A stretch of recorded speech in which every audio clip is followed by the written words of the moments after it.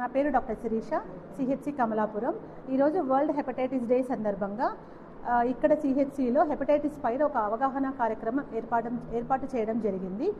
అందరికీ కూడా హెపటైటిస్ అనే వ్యాధి ఒక లివర్ డిసీజు, కాలేయకు సంబంధించింది అనేది చాలామందికి తెలియదు. బీపీ, షుగర్ ఉందా, గుండె జబ్బు ఉందా అని కంగారు పడుతూ ఉంటారు. కానీ చాప కింద నీరులాగా లివర్ డిసీజ్ మనకి స్ప్రెడ్ అవుతూ ఉంది. మెయిన్గా లివర్ డిసీజ్ వచ్చేది ఈ హెపటైటిస్ ఇన్ఫెక్షన్ వల్ల. దాంట్లో 5 రకాలు A, B, C, D, E అని ఉంటాయి. హెపటైటిస్ A అండ్ E అనేది మనకి కలుషిత ఆహారం, నీరు వల్ల వస్తూ ఉంటుంది. దీనివల్ల అతిసార వ్యాధి వచ్చి వెంటనే కూడా లివర్ ఫెయిల్యూర్కి వెళ్ళి చాలా మరణాలు జరుగుతూ ఉన్నాయి. కలుషిత నీరు, ఆహారం మనం తీసుకోకపోవడం వల్ల దీన్ని అరికట్టవచ్చు. పిల్లల్లో ఎక్కువగా అవుట్ సైడ్ ఫుడ్ తినడం వల్ల, పానీపూరి కానీ ఇంకేమన్నా అవుట్ సైడ్ ఫుడ్ తినడం వల్ల ఇన్ఫెక్షన్ ఎక్కువ వచ్చి అది కాలేయ వ్యాధి అని తెలిసే లోపలే చాలామంది చనిపోతూ ఉంటారు. సో సరైన అవగాహనతో ఇది మనం ఫుడ్ కలుషిత ఆహారం లేకుండా తీసుకుంటే దీన్ని అరికట్టవచ్చు.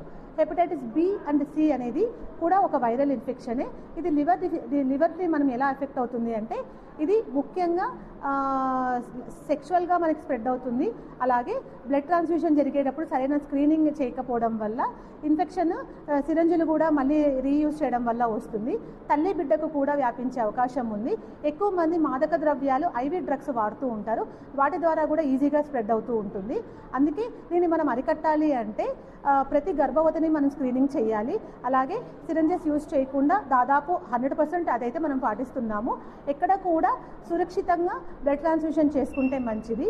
Hepatitis B and C screening చేసుకోవడం వల్ల మనకు అది పాజిటివ్ అని తెలిస్తే దాంట్లో ఆ వైరస్ శాతం ఎంత ఉందో కూడా మనం తెలుసుకొని దానికి ట్రీట్మెంట్ ముందే మొదలు పెడితే దీన్ని దాదాపు మనం అరికట్టవచ్చు.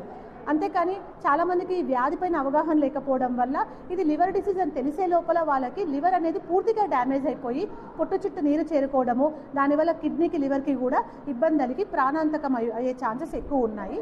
సో అందుకనే హెపటైటిస్ B, C స్క్రీనింగ్ చేసుకొని వాళ్ళ స్టేటస్ ఎలా ఉందో తెలుసుకొని ట్రీట్మెంట్ స్టార్ట్ చేయాలి. ఈ హెపటైటిస్ B అండ్ C వల్ల మనకి ముఖ్యంగా లివర్ సిర్రోసిస్ అయిపోయి ఇర్రివర్సిబుల్ డ్యామేజ్ అయిపోయి క్యాన్సర్ అయిపోయే ఛాన్సెస్ కూడా ఉన్నాయి.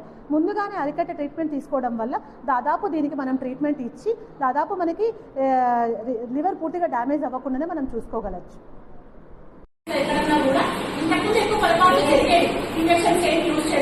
అది దాదాపు ఇప్పుడు అరికట్టాయి అనమాట. ఇంకొకటి మనకి ఏంటంటే వెంటనే పట్టేసుకుంటూ ఉంటారు వితౌట్ గ్లౌ. వాళ్ళకి మనకి ఇక్కడ కట్స్ ఉన్నప్పుడు పేషెంట్ నుంచి డైరెక్ట్ గా మనకి ట్రాన్స్ఫర్ అవుతుంది. మనకు అసలు తెలియదు. ఎమర్జెన్సీ ట్రీట్మెంట్ ఇవ్వడం డాక్టర్స్, ANMs కానీ, సిస్టర్స్ కానీ, రచింగ్ చేసే వాళ్ళు కూడా క్లయింట్స్ ఎక్కువ వీళ్ళే ఉంటారు. కొత్త మున్సిపాలిటీ వర్కర్స్ అనమాట. అంటే మన శానిటేషన్ స్టాఫ్ కానీ, బయట మున్సిపల్ వర్కర్స్ కానీ తెలియదు వాళ్ళకి. గ్లౌతో కొంతమంది చేస్తారు, గ్లౌ ఎక్కువగా చేస్తారు. వీళ్ళందరినీ హై తీసుకుంటారు.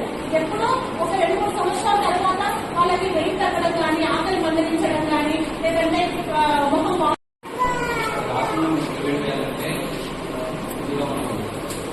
ఎక్కువ మనకి చూసే అవకాశం ఉంది. చూసుకుంటామని చెప్తుంటాం. అంటే చేయొచ్చు.